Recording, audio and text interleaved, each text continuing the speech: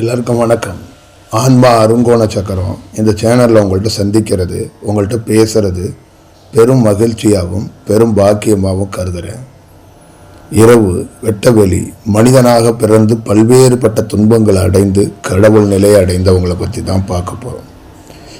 ஏறத்தாழ ரொம்ப வருடங்களுக்கு அப்புறம் இந்த பௌர்ணமியில் நான் திருவண்ணாமலையில் இருக்கிறேன். இந்த பௌர்ணமி தினத்தில் திருவண்ணாமலையில் இருக்கிறதுங்கிறது ரொம்ப ஒரு பெரிய சவாலான காரியம்னு சொல்லுவாங்க. சவாலான காரியம்னா இந்த அனுபவம் பெற்றவங்களுடைய பெரும் செயல் ஒரு பௌர்ணமி மாதிரி தினத்தில் நீங்கள் ராமேஸ்வரம் நம்ம அதிகமாக இருந்திருக்கிறோம், அதோடைய பேலன்ஸிங் வேறு, அதோடைய செயலாக்கங்கள் வேறு. ஏன்னா ராமேஸ்வரத்தை பொறுத்தளவுக்கு நமக்கு எந்த செயல் இருந்தாலும் அதுக்குள்ளே இருக்கின்ற தன்மை முழுசாக அது ஒரு 3 விதமான 4 விதமான தன்மைகளை அதை கையாளுற விதம் வேறு மாதிரி இருக்கும். சீதா தேவியோட தன்மை, ஸ்ரீ ராமச்சந்திரமூர்த்தியோட தன்மை, பதஞ்சலியோட தன்மை, இந்த 3 தன்மைக்குள்ளே நம்ம பேலன்ஸிங்கே பண்ணிட முடியும். அந்த பேலன்ஸ் பண்ணி அதை ஓரளவு கொண்டு வந்துட முடியும். ஆனால் அந்த 3 தன்மையும் இந்த உலகத்திலே உயர்ந்த தன்மை. அந்த 3 தன்மையோட ஒரு மனிதன் பணி செய்கிறதுங்கிறதெல்லாம் சாத்தியம் இல்லாத ஒரு செயல். அங்கே ஒரே ஒரு சாத்தியப்படுவதற்கான ராமேஸ்வரத்தில் நம்ம ஆன்ம விடுதலையோ இல்லை சத்சங்கங்களோ வெற்றிகரமாக நடத்தியப்பட்டதற்கும், ராமேஸ்வரத்தில் அந்த இடத்துல ஒரு அனுபவம் பெற்றவன் இந்த மாதிரி நாட்களில் பேலன்ஸ் பண்ணுறது ரொம்ப கடினம். பௌர்ணமி நாட்களில், அமாவாசை நாட்களில் சாதாரண மக்களை சந்திக்க வேணும், அன்னைக்கு உரை நிகழ்த்தணும், அன்னைக்கு சத்சங்க வைக்கணும், உங்களோடு இரவு முழுக்க செலவழிக்கணுங்கிறதுக்கு காரணம் என்னன்னா பேராற்றலுக்குரிய நாள் என்பதற்காகத்தான், உங்களுக்கும் ஒரு பெரிய மாற்றத்தை உருவாக்கணுங்கிறதுக்காக தான் விஷயம். ஆனால் அனுபவம் பெற்றவனால் அன்னைய நாளை நிற்க முடியாது, அன்னைய நாளை கடக்கிறது ரொம்ப கடினம். அனுபவம் ஒரு நார்மலாக பெறணும்னு நினைக்கிறவனுக்கே ஒரு சின்ன சின்ன செயல்கள் நடக்கும். அனுபவம் பெற்றவனாலலாம் அமாவாசை பௌர்ணமி போன்ற நாட்களில் வேலை செய்கிறது ரொம்ப கடினம். அவன் எங்கே இருந்தாலும் வேலை செய்கிறது ரொம்ப கடினம். அவன் எழுந்து தன்னுடைய இயல்பாக வாழ்வது ரொம்ப கடினம். அமாவாசை பௌர்ணமி 2 நாளுக்கு முதல் நாளுக்கு முன்னாடி இருந்தே ஒரு அனுபவம் பெற்றவனுடைய உடல் டோட்டலாக பருவ மாற்றம் மாறிடும். அவன் இயல்புக்குள்ளே இருக்க மாட்டான், அவன்கிட்ட பல்வேறுபட்ட மாற்றங்கள் நிகழப்படும். அது மாதிரி சில இடங்கள் பர்டிகுலரான இடங்களில் இருக்கும்போது அதோட போக்கும் அதோட வீரியமும் இன்னும் வேறு மாதிரி தீவிரமாக மாறிடும். அங்கே பதஞ்சலி, ஸ்ரீ ராமச்சந்திரமூர்த்தி, சீதா தேவி இருக்கிறதுனால அது நம்ம கூட இருக்கிற இயல்புகள் பல பிறப்புகளில் அந்த ஆற்றலோடு நம்ம பயணித்ததுனால அதோடைய வீரியத்தை தாங்கி அது மரத்து போச்சுன்னு சொல்லுவாங்களா, அந்த மாதிரி அதோடைய சமன் செய்யறதுக்கான ஒரு வாய்ப்பு இருக்கிறனாலையும், இன்னொரு விஷயம் நம்ம ஒரு பணி செய்யணுங்கிறதுக்காகத்தான் அந்த வீரியத்தை குறைத்து கொண்டு அந்த இடத்துக்குள்ளேருந்து ராமேஸ்வரத்தில் மாதிரி இடத்துல எல்லாம் சத்சங்கங்கள் பண்ண முடிஞ்சிச்சு. ஆனால் திருவண்ணாமலையில் என்னென்னா ஒரே நேரத்தில் 100கணக்கான ஆற்றல்கள் தாக்கும். ஒரு நேரத்தில் மயக்கத்தன்மை வந்துடும், ஒரு நேரத்தில் கிறுக்குத்தன்மை வந்துடும், ஒரு நேரத்தில் கோவத்தன்மை வந்துடும், ஒரு நேரத்தில் குழந்தைத்தன்மை வந்துடும், ஒரு நேரத்தில் பசித்தன்மை வந்துடும், ஒரு நேரத்தில் எங்கேயாவது அப்படியே நடந்து போய்கொண்டே இருக்கிற தன்மை வந்துடும், எங்கேயாவது கூட்டத்தை விட்டு விலகிற தன்மை வந்துடும். அப்புறம் தன்னை அறியாமையே நிறையா தன்மைகள் வரும். ஏன்னா நிறைய அந்த உயிர் ஆற்றல்கள் சொல்லக்கூடிய அந்த உயர்ந்த ஆற்றல்கள் ஒரு பௌர்ணமி போன்ற நாட்களில் ஒரு அதி தீவிரமாக இருக்கக்கூடிய இந்த மலைகளில் நோக்கி நிறைய அனுபவம் பெற்ற உடல் இல்லாத யோகிகள் வரக்கூடிய நாள். அப்போ ஒரு அனுபவம் பெற்றவனுடைய உயிர் துளியும் இதே மண்ணில் இங்கே இருப்பது அப்படிங்கிற ஒரு செயல் இருக்கும்போது அந்த மலைக்கிட்ட இருக்கிற நிகழ்வுகள் மாதிரியே நம்ம வாழ்க்கையிலே நம்மக்கிட்டே நிகழும். இதுதான் ஒரு அனுபவம் பெற்றவனுடைய செயல். ஒரு அனுபவம் பெற்றவனுடைய செயல் ஒரு மலையையோ ஒரு கோவிலையோ அங்கே ஆற்றல் இருக்குது என்று வைக்கிறாங்கல்ல, அதே ஆற்றலை தான் ஒரு அனுபவம் பெற்றவனிடம் இருக்குது. ஒரு கோயிலை போய் வணங்குகிறோம், ஒரு கடவுளை தான் வணங்க வேண்டும், சராசரி மனிதனை ஏன் வணங்க வேண்டும் அப்படின்னா, நீங்கள் அங்கே ஒரு உருவம் வைத்திருக்கிறார்கள், அந்த உருவம் பேசாது. ஆனால் ஒரு மனிதன் அந்த உருவத்துக்கு கீழே இருக்கிற ஆற்றல், மேலே இருக்கிற ஆற்றல், 2 ஆற்றல்களை 2 தன்மைக்குள்ளே இருக்கிற செயலாக்கத்தை சூட்சமங்களில் காட்டட்டும்.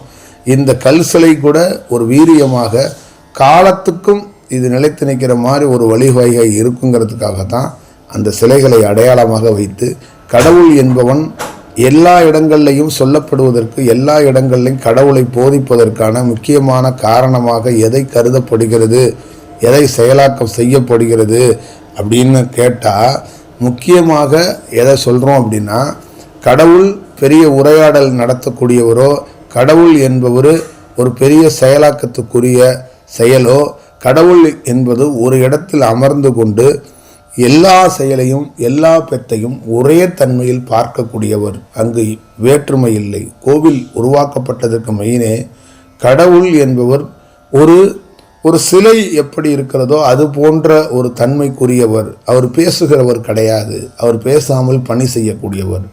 பாகுபாடு இல்லாமல் பெண், ஆண், ஜாதி, மதம் எதுவும் இல்லாமல் அந்த கோவிலுக்குள், கூட்டத்துக்குள், நம் நெரிசலுக்குள் நம்ம எல்லாரும் உள்ள சேர்ந்து போகிறோம் பாருங்க. அது போன்ற ஒரு செயலாக்கத்துக்குரிய அந்த இடத்துல இருக்கும்போது கடவுள் என்பவர் அப்படித்தான். இந்த உலகம் முழுக்க நெரிசலில் மக்கள் சிக்கி தவிக்கும் போதும், மக்கள் இருக்கும் போதும் அதே தன்மையில் உடல் இல்லாமல் ஒரு ஆற்றலாக கடவுள் என்பவர் செயல்படுகிறார். இதுதான் அதுக்குடைய இருக்கிற பொருளாக இருக்கிறது. கோவிலுக்குள்ள ஒரு சில மதத்தினர் மட்டும் போகிறதுக்கோ, சில ஜாதியினர் மட்டும் போகிறதுக்கு சில பேர் போக முடியலைங்கிறதுக்கு அடிப்படையாக இங்கே இருக்கிற பழக்க வழக்கம் காரணம். அடிப்படையாக அவர்கள் உள்ளே தெரிந்து கொள்ள வேண்டிய விஷயம் 1000 இருக்குது. அதை விட்டுட்டு கடவுள் மீதும் மதத்து மீதும் பழி போட்டு கொண்டு தன்னை ஏமாற்றி கொண்டு தான் இந்த மனிதர்கள் வாழ்கிறாங்க. இந்த செயலாக்கத்தெல்லாம் நுட்பமாக யார், எந்த அரசனும் எந்த நாட்டாளர் ராஜாவும் அறிய முடியலை. இதெல்லாம் புத்தர் போன்ற ஆட்கள் தெல்ல தெளிவாக அறிந்து தான் தெளிவான இந்த ஞான பரப்புரை, ஒரு சத்சங்கம் அனுபவம் பெற்றவன் பேசுகிறான். ஜாதி இல்லைங்கிறான், மதம் இல்லைன்னா சும்மா பிளெயினாக எல்லா மக்களையும் கவர் பண்ணணுங்கிறதுக்காகலாம் பேச மாட்டான். அங்கே என்னன்னு ஒருத்தன் பார்த்ததுனால தான் அந்த உரை அங்கே வருது. இங்கே வருகிற நிறைய தலைவர்களோட உரை சில மனிதர்கள் மீது இருக்கிற கருணையினால் உரை வரும். சில மனிதர்கள் மேலே பிடிச்சி போச்சு, ஏன்டா இவங்களை ஏன்பா தள்ளுறாங்க அப்படின்னு வரும். சில மனிதர்கள் என்னன்னா, சில தலைவர்களுடைய உரைகளெல்லாம் நீங்கள் ஞாபகப்படுத்தி ரீகால் பண்ணி பார்த்தீங்கன்னா, மேலே இருக்கிற ஆதிக்கம் இருக்கிறவன் கையை பிடிச்சி நமக்கு ஒன்றும் பிரயோஜனம் கிடையாது. கீழே இருக்கிற ஆதிக்கத்தில் இருக்கிறவனுக்கு கையை பிடிச்சிக்கிட்டு அவனுக்கு ஆதரவாக பேசினா காலத்துக்கு நம்ம தலைவராக இருக்கலாம் அப்படிங்கிறதுக்கெல்லாம் தமிழ்நாடுகளில் ஏகப்பட்ட தலைவர்களுடைய உரை இருக்கிறத ரீகால் மட்டும் பண்ணி பாருங்கள்.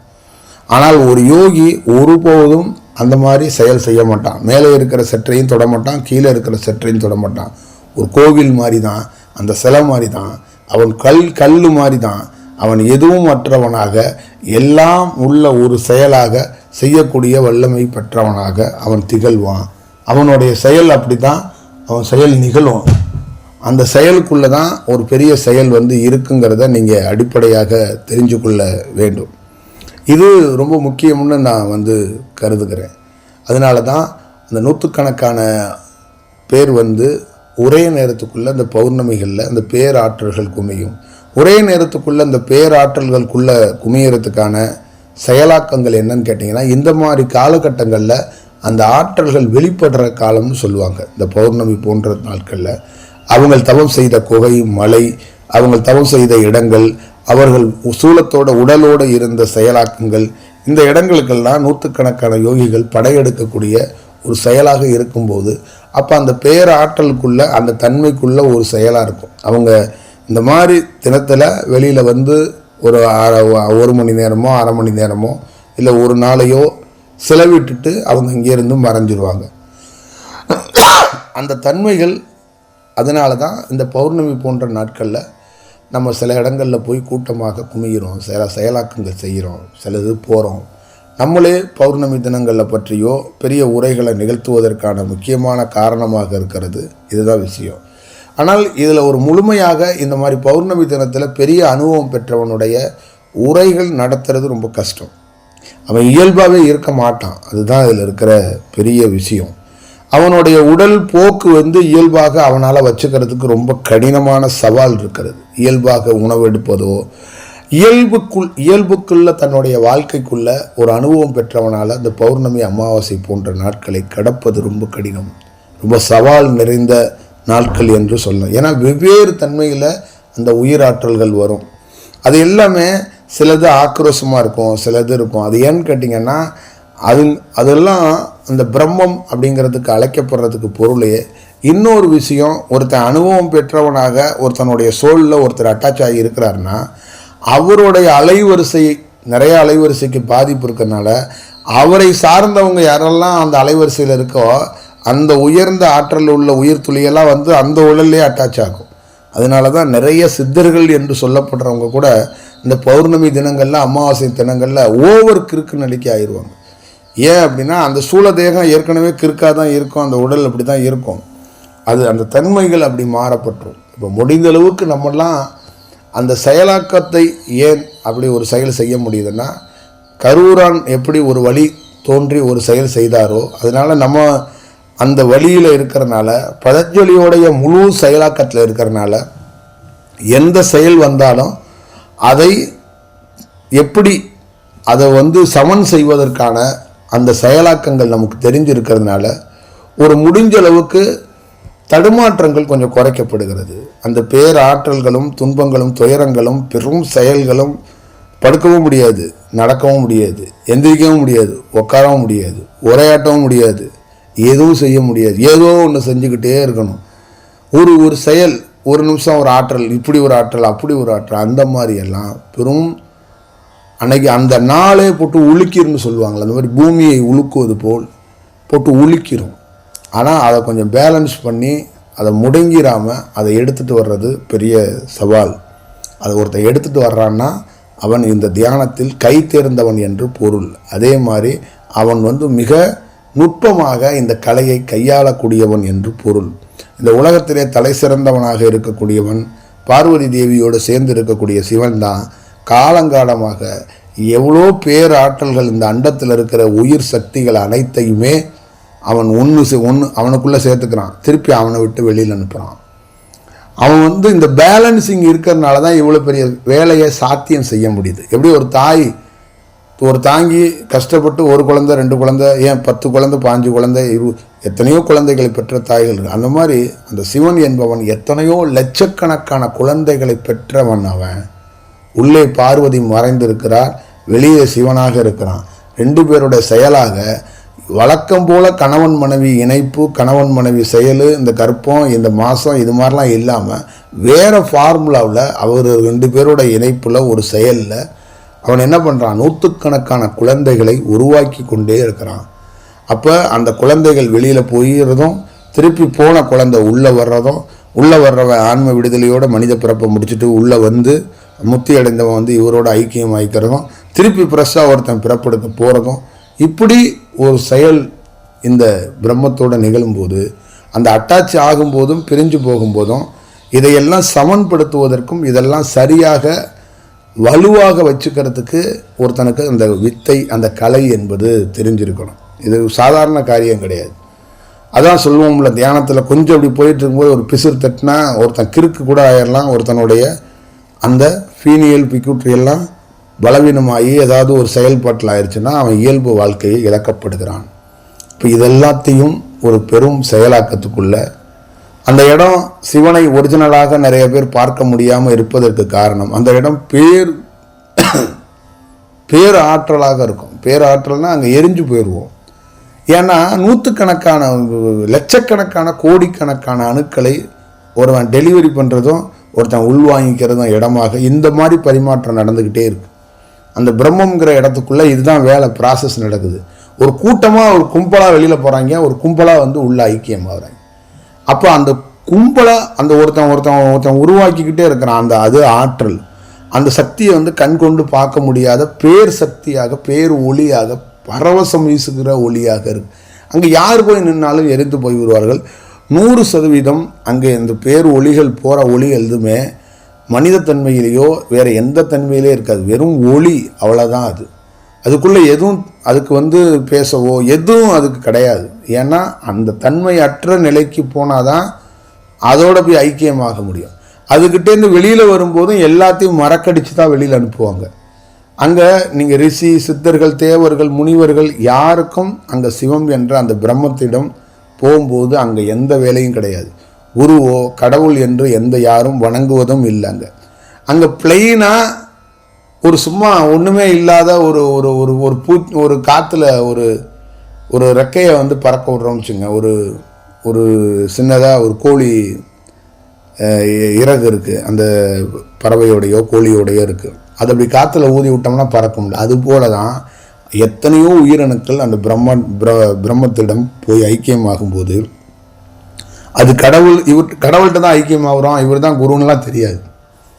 அந்த பிரம்மத்துக்கு மட்டுமே தெரியும். அதனால தான் எத்தனையோ யோகிகள்கிட்ட நல்ல அனுபவம் பெற்றதுக்கப்புறம் நீங்கள் சில யோகிகிட்ட போய் டிஸ்கஷன் பண்ணிங்கன்னா, நீங்கள் சிவனை பார்த்துருக்கீங்களான்னா நான் பார்த்ததில்லைம்பார். அதுக்கான ரீசன் என்னன்னா, சிவனை பார்க்கும்போது அந்த ஒளி உடலோடு இருக்கிறார்ல, அவரே அங்கே இருக்க மாட்டார். அவருக்கே அந்த பேச்சு ஆற்றல் அந்த செயலெலாம் நின்று போயிடும்.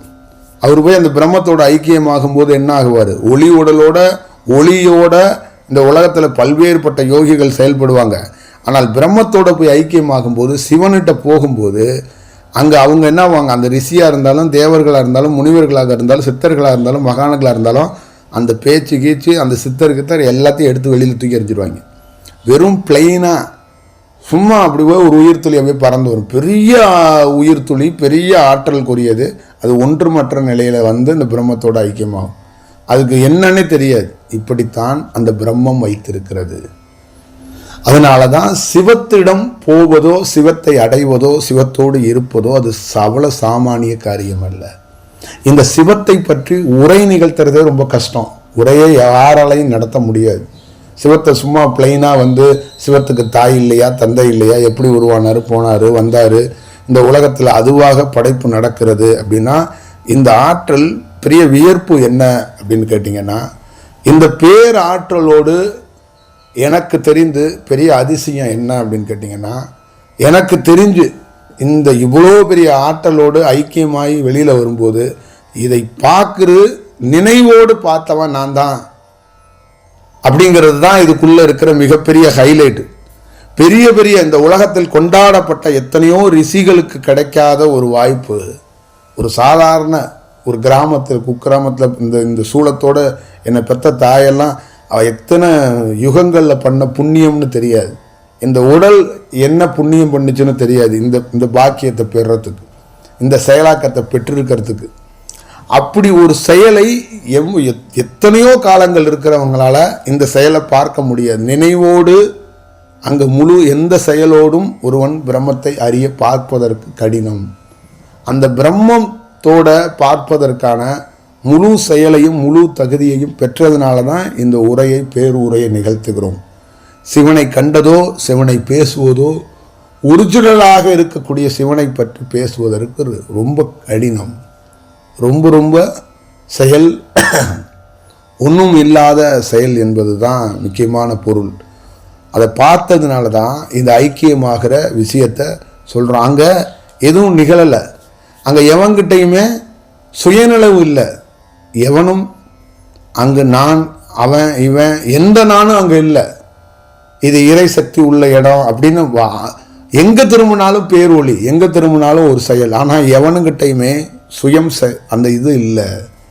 அவன் எல்லாரும் அந்த ஆற்றலாக வருவதும் போவதும் குமியுவதும் அது மட்டும்தான் இருக்கிறார்கள். அப்பொழுது இந்த வாழ்க்கையில் அந்த பிரம்மம் எப்படி இயங்கப்படுகிறது, இந்த பிரம்மத்தோடு எப்படி செயலாக்கம் இருக்கிறது என்பதை ஒரு செயலுக்குள்ள சாட்சியாக இருந்து இந்த மக்களிடம் உரைக்கப்பட வேண்டும். இந்த உலகத்துடைய இயக்கத்துடைய தத்துவத்துக்குள்ள இருக்கின்ற தலைவனாக இருக்கக்கூடிய மிக சக்தி வாய்ந்தவன் எப்படி இருக்கிறான் என்பதை மக்களுக்கு நீ தெரியப்படுத்து. மக்களுக்கு தெளிவாக ஒரு உரையை நீ கொடு. நீ பார்க்காமல், நீ அனுபவிக்காமல், நீ அதை ருசிக்காமல், அதை அருந்தாமல் நீ சொன்னால் அது பிழை மட்டுமல்ல, ஒட்டுமொத்தமான இந்த உலகத்தில் படைக்கப்பட்டிருக்கின்ற அத்தனை சித்தர்களுக்கும் களங்கத்தை வென்றுவிடும். எப்பொழுதும் ஒரு பேர் உரையில் எந்த சூழலையும் பிற யோகிகளுக்கோ பிற அவதரித்திருக்கின்ற பெரியவர்களுக்கும் எந்த சூழலையும் நம் உரை ஒரு பொய்யாக இருந்தால் அது அவர்களுக்கு களங்கத்தை கற்பித்துவிடும்.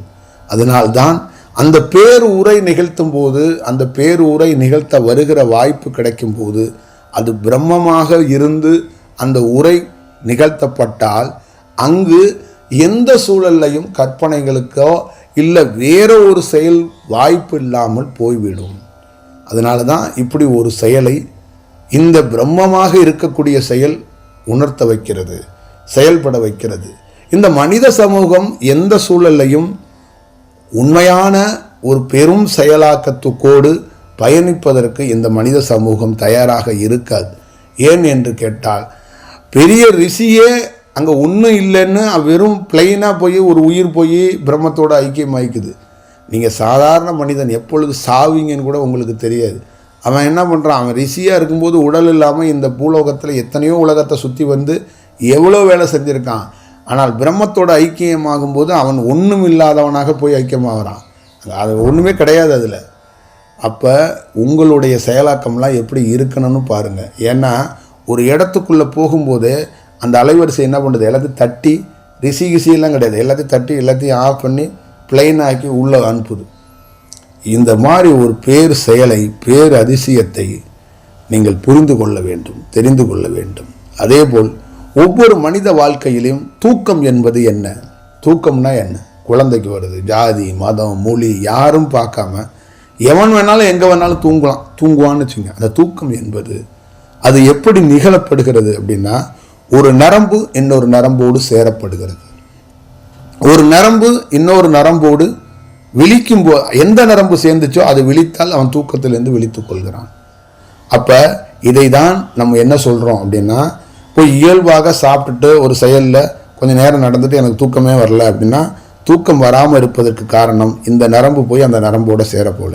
அந்த நரம்பு சேரப்போகும்போது உடல் அசதியாகும், கொட்டாய் வரும், உடல் அப்படியே சோர்வாகும், தன்னையே மறந்து கண்ணை கட்டிட்டு வருது, தூக்கம் வர்ற மாதிரி வருதுன்னா அந்த நரம்பு சேர தயாராகி கொண்டு இருக்கிறது என்று அர்த்தம். அப்போ ஒரு பக்கத்தில் ஒரு அம்மா இருக்கிறது, ஒரு கணவன் இருக்கிறார், ஆரத்தழுவ அணைக்கிறதுக்கு போகிறார்கள். அது போல தான் இந்த நரம்பு போய் சேருவதற்காக தயாராகும். அப்போ ஒருத்தன் படுக்கையில் இருக்கிறான், ஒருத்தன் உட்கார்ந்துருக்கிறான், ஒருத்தன் சீட்டில் அப்படியே இருந்துக்கிட்டே தூங்க தயாராகிறான்னா அந்த நரம்பு போய் சேரும். அந்த நரம்பு அப்படியே போய் தன்னை மறந்து போய் அதோட ஐக்கியமாயிட்டு அவன் தூங்கிட்டு இருக்கான்னு அர்த்தம். உயிர் இருக்கும், அந்த ஏக்கம் இருக்கும், சுவாசம் ஓடிக்கிட்டே இருக்கும். இயல்பாக உள்ள வெளியில் எப்படி ஏக்கம் நடக்கிறதோ அது மாதிரி உள்ள ஏக்கம் நடந்துக்கிட்டே இருக்கும். ஒரு நரம்பும் இன்னொரு நரம்பு மட்டும் இணைஞ்சிருக்கிறதுனால அவனுக்கு தூக்கம் கெட்டுகிறது. அந்த மனித சமூகத்தில் இருக்கிற மனிதன் பெரிய பிரயாணத்தில், விமானத்தில், ட்ரெயினில், பஸ்ஸில், ஏன் உட்காந்துருக்க தொழில் பண்ணுற கடையில் உட்காந்துட்டு கூட ஒரு சாதாரண மரத்தடியில் கூட உட்காந்துட்டு தூங்கிக்கிட்டே இருப்பான். அதற்கு முக்கியமான காரணம், நான் எங்கே படுத்தாலும் தூங்குவதும் இல்லை, இயல்பாக இந்த உலகம் முழுக்க இருக்கிற படைக்கப்பட்டிருக்கிற அனைத்து மனிதர்களுக்கும் ஒரு நரம்பு இன்னொரு நரம்போடு சேர்ந்தால் தூக்கம் வரும். ஒரு நரம்பு எந்த நரம்பு சேர்ந்துச்சோ அது விலகி வந்தால் அவனுக்கு விழிப்பு வரும். இப்போ இந்த யோகிகளுக்கு என்பவருக்கு நிறைய யோகிகள் இந்த நரம்பையும் சேராமலே வைத்திருப்பாங்க, தூக்கமே இல்லாத நிலைமைக்கு வச்சிருப்பாங்க, அதை விழிப்போடே வச்சிருப்பான். இது ஒன்று. இதே போன்றதான் சமாதி நிலை என்பதையும் இங்கு கொடுக்கப்படுகிறது.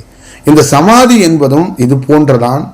பின்னாடி இருக்கிற இந்த செயல், இந்த நாடியும் முன்னாடி இருக்கிற நாடியும், முதுகு தண்டில் இருக்கிறதும் முன்னாடி இருக்கிறதையும் ஒரு மனிதனுக்கு எப்பொழுது சேரப்படுகிறதோ, இது ரெண்டும் சேர்ந்துச்சுன்னா ஃபுல்லாக நாகங்கள் மாதிரி ஒரே சேர ஒட்டி மேலே வரைக்கும் இருந்து ரெண்டு பேரும் இணைப்பாக இருந்து ஒரு செயல் செய்வது பார்வதி பரமேஸ்வரனை தவிர வேறு யாரும் அது போன்ற இருந்ததில்லை. சில இடங்களில் அது ஒட்டி இருந்துட்டு பிரிஞ்சிடும். அப்படி ஒட்டும் போது ஒருத்தனுக்கு சமாதி நிலை கிட்டிடுது. அந்த ஒட்டுறதுக்கான தீட்சையை ஒரு பெரிய ஒருத்தன் வழங்குறான். வழங்கும் போது இந்த ரெண்டு நாடியும் ஒட்டிடுது. அவன் என்ன பண்ணுறான், தன்னை மறந்து சமாதி நிலையில் தியானத்திலே இருக்கிறான். அப்போ பல நாள் தியானத்தில் இருக்கிறவனுக்கு பல நாள் தூக்கத்திலே இருக்கிறான். அப்போ அவனுக்கு உள்ளே இருக்கின்ற செயலை எல்லாத்தையும் பருவமாற்றம் அடைந்து அந்த உடல் தன்மை எல்லாம் மாற்றி அந்த நரம்பு ஒரு நாள் வெளிப்படையும் போது, சமாதியிலேருந்து வெளியே வரும்போது அவன் ஒரு புது மனிதனாக வருகிறான். இதுதான் அதில் இருக்கிற விஷயம். ஒரு குழந்தைய வயிற்றில் பெக்காமையே ஒரு புது குழந்தையாக, புது செயலாக யோகிகள் ஏன் உருவாக்குறாங்க அப்படின்னா இது மூலியமாக தான் உருவாக்குறாங்க. ஒரு தீயவனாக இருக்கிறவனுக்கு நீங்கள் என்ன பண்ணுறீங்க, தண்டனை கொடுத்து சிறைக்கு அனுப்புறீங்க. ஆனால் இந்த நரம்பை, இரண்டு நரம்பையும் ஒருத்தனுக்கு ஒரு யோகி நினைச்சானா ஒன்று சேர்த்து அவனை தியானத்தில் உட்கார வச்சுட்டான்னா அவன் கொஞ்ச நாள் கழித்து அவன் என்னன்னா அந்த மனுஷனே இருக்க மாட்டான். நீங்கள் எந்த மனிதன் பெரிய கொள்ளக்காரன்னு சொல்லி ஒரு அறையில் அடைச்சி அவனுக்கு கம்பி கேட்லாம் போட்டு பெரிய பாதுகாப்பு கொடுத்து ஒரு சின்ன தட்டில் அவனை மீண்டும் அங்கே நீங்கள் எப்படி நடத்துறீங்கன்னு தெரியாது, அந்த சிறைக்குள்ளே இருப்பீங்க. அவன் வெளியில் வந்து மீண்டும் நல்லவனாக வாழ்கிறானான்னு தெரியாது. ஆனால் ஒரு யோகி கிட்ட கொடுத்தீங்கன்னா அவனே அங்கே இருக்க மாட்டான். அங்கே இன்னொருத்த கண்முழித்து பார்க்கும்போது புது மனிதனாக ஒருத்தன் இருப்பான், ஒரு புது செயலாக்கமாக இருப்பான். அதற்கு முன் உதாரணம் நான் தான். நான் பிறக்கும் போது எப்படி இருந்தேன், நான் வளரும் போது எப்படி இருந்தேன், நான் பெரிய இளம் வயதில் இருக்கும்போது எப்படி இருந்தேன், இன்று எப்படி இருக்கிறேங்கிறதுக்கு முன் உதாரணம் இதுதான். அதுதான் நான் பல்வேறுபட்ட செயலாக்கத்தில் சொல்லியிருக்கிறேன். எந்த தனி மனிதர்களாலையும் என்னுடைய மாற்றத்தை இப்படி இந்த மாற்றத்தெல்லாம் கொண்டு வர உருவாக்க முடியாது. இந்த மாற்றத்தை கொண்டு வரணும்னா அங்கே இயற்கையாக 2 நரம்புகள் ஒன்று சேர்ந்து பல நாட்கள் அந்த 2 நரம்புகளும் ஒன்றாகவே வசிக்க வேண்டும், ஒன்றாகவே இருக்க வேண்டும். அப்படி ஒன்றாக இருக்கிற தருணம் வரும்போது அவன் சமாதி நிலை கிட்டப்படுகிறது. அப்படி சமாதி நிலை கிட்டப்பட்டவனுக்கு அவன் சமாதி முடித்து விழிப்படைந்தானா வெளியில் வரும்போது அவன் புது மனிதனாக வருகிறான், புது செயலாக்கத்தை செய்கிறான், பேர் செயல்களை செய்கிறான். இப்படித்தான் உருவாகுது. அதனால தான் தூக்கத்தில் இருந்த மாதிரியே நீ தூக்கத்தில் எங்கே போன, என்ன நடக்குது உனக்கு அப்படின்னு நிறைய பேர் உரை நிகழ்த்துறதுக்கு காரணம் இதுதான். ஒரு செயல், அந்த தூக்கத்தில் இருக்கின்ற ஒரு செயல் போல்தான் நீ தியானத்துக்குள் ஒரு பெரிய செயலை செய்ய வேண்டும். இந்த பார்வதி பரமேஸ்வரன் என்பது ஒன்றும் இல்லை, தனியாக இருக்கின்ற 2 பொருளும் தனி சக்தியாக இருக்கிறது. 2 நரம்பும் ஒரு பார்வதி ஒரு பரமேஸ்வரன், தனித்தனி சக்திகள். 2 சக்தியும் ஒன்று சேரும்போது ஒரு மனிதன் என்ன பண்ணுறான், தூங்கிடுறான், இறந்த மாதிரி ஆயிடுறான். 2 சக்தியும் ஒன்றாக போய் ஒரு இடத்துக்குள்ளே என்ன ஆயிடுதுன்னா 2ம் அப்படியே இணை பிரியாமல் 2 சக்தியும் இருந்து பார்வதி தேவியோட நரம்பு போய் சிவன் என்று அழைக்கப்படுற நரம்போட உள்ளே போய் கலந்துருது. கலந்தோடனே சிவன் என்ற நரம்பு விழிப்படையுது. அப்போ விழிப்பு அடையும் போது அதுக்கு எப்பயுமே தூக்கம் இல்லை, எப்பயுமே செயல் இல்லை. அது என்ன பண்ணுது, காலத்துக்கும் படைத்து கொண்டே இருக்கிறது. அதுதான் சிவபெருமான் என்று பொருள். அதுக்கு எதுவும் உறக்கம், எதுவும் எந்த செயலும் இல்லாத ஒரு பேர் செயலாக, பேர் ஆற்றலாக இருக்கிறது. இந்த தன்மைகளை, இந்த ஆற்றல்களை இதை உணர்வதோ இதை புரிவதோ ரொம்ப கடினம். ஆனால் புரிந்தால், தெளிவடைந்தால், அதற்குள்ள இருக்கின்ற உண்மை தத்துவத்தை பார்த்தால் இந்த மனித சமூகம் கொஞ்சோண்டு செயலையாவது பெற வாய்ப்பு இருக்கும் என்பது தான் முக்கியமாக நான் சொல்லிக்கொள்ளணும்னு விரும்புகிறேன். சில மனிதர்கள் என்னோடு தாக்கு பிடித்து ரொம்ப காலம் என்னோடு இருந்தார்கள் என்றால், எனது காலத்துக்கு அப்புறம், நான் போனதுக்கப்புறம் அவங்க என்னோடு இருந்தவர்களுடைய வாழ்க்கை முறையை நீங்கள் சும்மா சோதித்து பார்த்தீங்கன்னா தெரிஞ்சிடும் நம்மளுடைய தாக்கம் அவர்களுக்கு என்ன செயல்பட்டு இருக்கிறது என்று. ஏன்னா அவர்கள் யோகியாக இருப்பார்களெல்லாம் தெரியாது, அவர்கள் வாழ்க்கையை மட்டும் நீங்கள் பாருங்கள். நம்மளோடு இருந்ததற்கான காரணம் அவர்களுக்கு என்ன செயல் நிகழ்ந்தப்பட்டிருக்கிறது என்பது தானாக தெரியும். இதுதான் உண்மையான செயலாக நாம் கருதப்படுகிறது, சொல்லப்படுகிறது. நீங்கள் பார்த்துக்கொள்ளுங்கள்.